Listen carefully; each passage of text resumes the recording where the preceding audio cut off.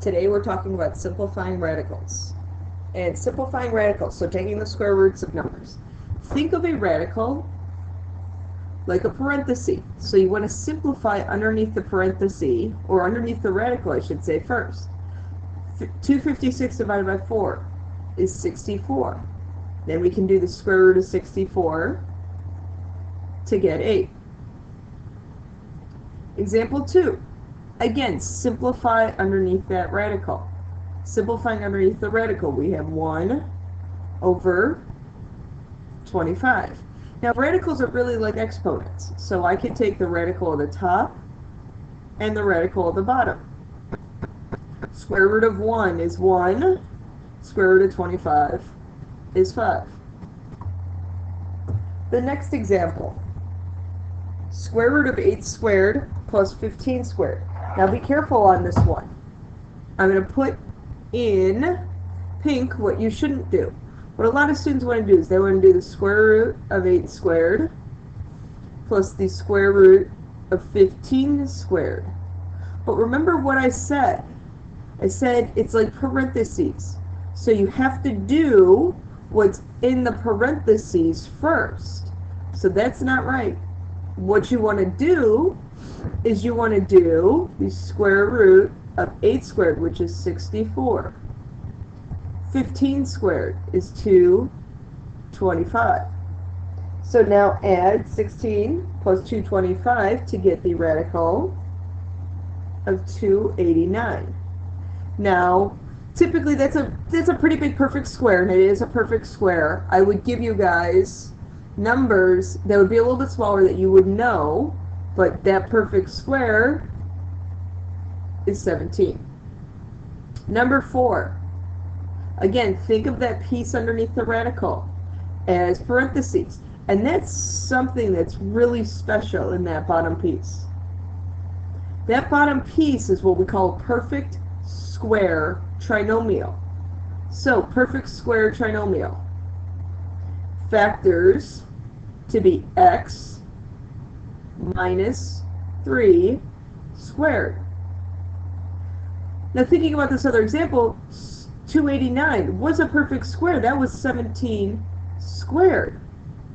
So the square root and the squared end up canceling each other. And that same thing happens here. The square root and the squared cancel each other out, so we just end up with x minus 3.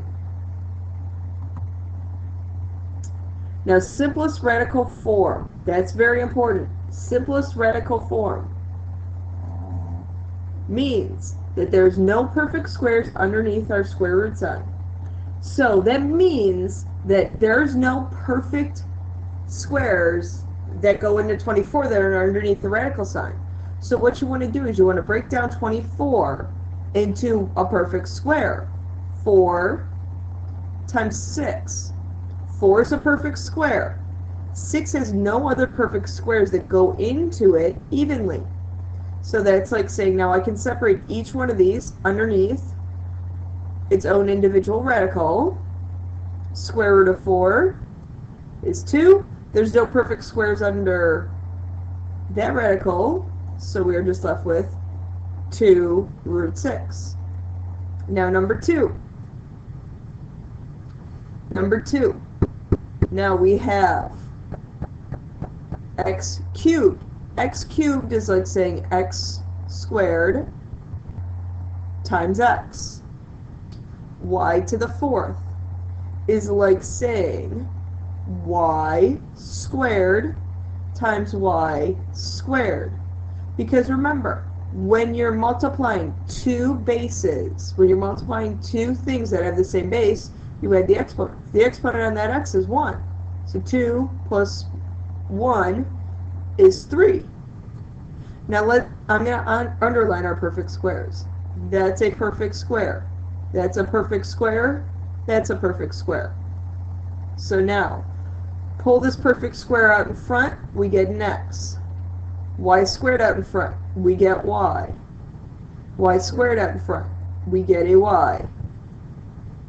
Root x. Now we can still simplify. Y times y is y squared.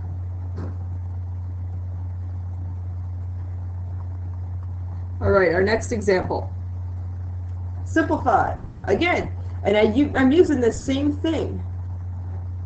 I'm using the same thing. Simplest radical form.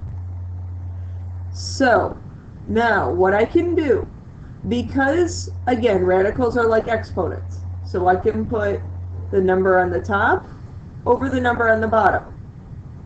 Now remember I told you guys to simplify under the radical first. 4 and 5, nothing simplifies. Yeah, I could write it as 1 and 1/4, but that doesn't help me at all.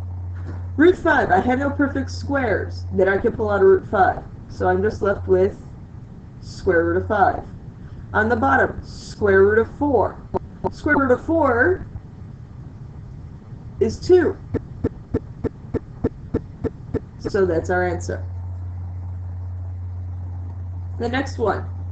Remember when I say simplify under the radical first, if you can. Since I have an m on the top and an m on the bottom, I can simplify that to be 9 simplifies with nothing, so I can just leave that as is. M cubed over m. Subtract your exponents, you get an m squared on top. Now we square root the m squared, and we square root 9. Square root of m squared is m.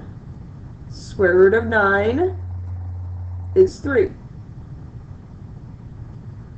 Last two examples. Simplify. Okay, again, remember, try and simplify under the radical first. 108 and 25 have no common factors, so nothing cancels there. So what you want to do is you want to simplify that to root 108 over the square root of 25. Now, again, you want to try and pull out any perfect squares that you have. So, the bottom. Let's do the bottom first, because that's the easy part. Square root of 25. Since that's a perfect square, I could just say that's 5. Now, on the top, square root of 108. Square root of 108, I'm going to see what perfect squares go in. I'm going to try the first perfect square that I can think of, which is 4. And that becomes 4 times 27. Okay, so I pull out the 2 for the 4, and I'm left with root 27 under my radical over 5.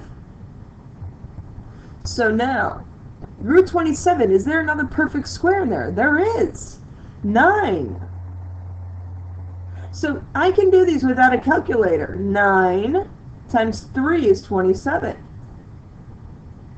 So this 9 can get pulled out of the radical and become a 2 times a 3 times a root 3 over a 5, which then ends up being 2 times 3, 6 root 3 over 5. Okay, number 6. This one. 9 and 6 have no common factors, so I can't simplify anything. But what we can do is we can say that's like saying the square root of 9 times the square root of x cubed over the square root of 16. Square root of 9, that's 3. X cubed, that's like saying x squared times by x. X squared times x. X squared is a perfect square. So I can pull that out in front. The exponent reduces by 1. So that's what I have left on top. Square root of 16 is 4. So that is how you simplify radicals.